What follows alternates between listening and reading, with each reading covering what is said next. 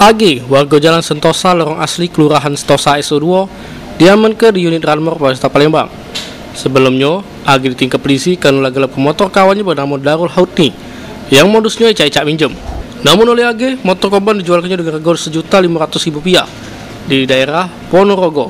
Saat diambil keterangannya, tersangka AG mengakui perbuatannya, di mana menurut tersangka nekat jual motor korban dengan kawannya dengan inisial BA di daerah Ponorogo yang dipakainya buat biaya untuk hidup sehari-hari. 1,5 juta. Bukan motor itu? 1,5 juta? Yang Supra X? Iya. Siapa kawan kamu itu? Bambang. Balik mana tuh? Ponorogo. Sekarang di mana dia? Sampai sekarang, Pak. Kamu tuh apa dulu, Pak? Biasanya? Ini apa? Keperluan jemput tenaga kemarin tuh, Pak.